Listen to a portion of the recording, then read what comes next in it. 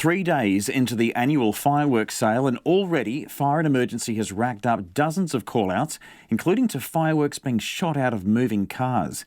It's prompted renewed calls for a ban on the boom, with those opposed calling on the government to make this the last year fireworks are sold to the public. But fireworks retailers say they're an important part of New Zealand tradition and culture and are adamant that they're here to stay. Our reporter Nita Blake-Persen and cameraman Nick Monro looked into the fiery and, explosive debate? Remember the 5th of November. Of course, it's Guy Fawkes, an occasion which brings with it 4 days of public fireworks sales. In this pack we've got a few fountains, some smaller novelty items. This is our candle pack, so it's probably our best-selling product. This basically has all the good and the big stuff in it with the big bangs. The grunty stuff, cakes and candles, and made for the real pyros out there. It's been a busy time for Stephen Cove, the director of fireworks importer Boom Brothers. He's been selling fireworks for about 8 years. It represents, I think, a Kiwi tradition that we have grown up with through generations. But it's possible his days in the fireworks business are numbered. Multiple councils around the country have banned them in public places, and there are growing calls for private sales to be stopped altogether. Remember the 5th of November.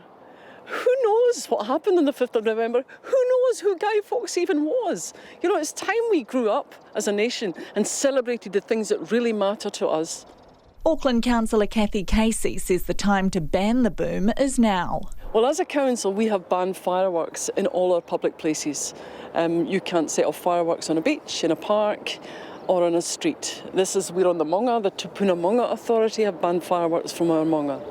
So that's the extent of our powers. We cannot tell you what to do in private property. That's over to the government. We want the ban on the private sale and use of fireworks, and that's what Auckland has said. Now that's what the councils of New Zealand have said. Several petitions have said it. Now it's up to the government to do it. She says the piles of waste, as well as the harm caused to animals and humans, mean they're just not worth it. We can have public displays where people come along and enjoy fireworks in a safe manner. Australia banned them 30 years ago. It's like we're way behind the 8 ball. Fireworks went on sale on Saturday, and Fire and Emergency spokesman Mike Shaw says crews have attended more than 40 related incidents since then. People are out there with flammable items and they're firing them up in the sky and firing them all around. Although we did have a worrying incident where some people were firing fireworks out of a moving vehicle and they were firing them at people. This is just not good behaviour and it's not sensible.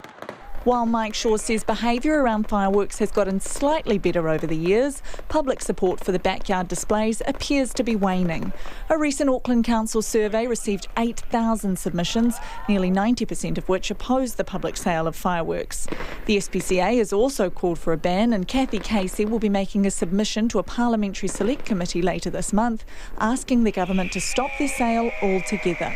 In 10 years, there have been 4,200 injuries related to fireworks, and that's just the ones that went through ACC, not directly to hospital, at a cost of nearly $4 million. One of those was one too many. We can stop this. We stop private sale and use. We stop injuring people. We stop injuring animals. We stop injuring wildlife. It's about time we became a safe society, the one that we tell everybody we are. But Stephen Cove isn't convinced by the opposition. Those petitions and those surveys are largely skewed, and that's simply because those that dislike something always have a louder voice. He says public displays are costly and doesn't believe they'll be funded by councils across the country. I think that if fireworks are used responsibly and to the instructions that are on each firework, we wouldn't have I wouldn't say we wouldn't have no problems, but we would have less problems. If people didn't like fireworks, I wouldn't have a business, and neither would any of my competitors.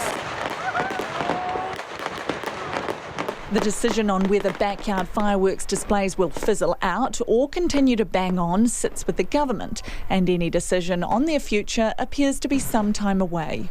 For Checkpoint, Nita Blake-Persen.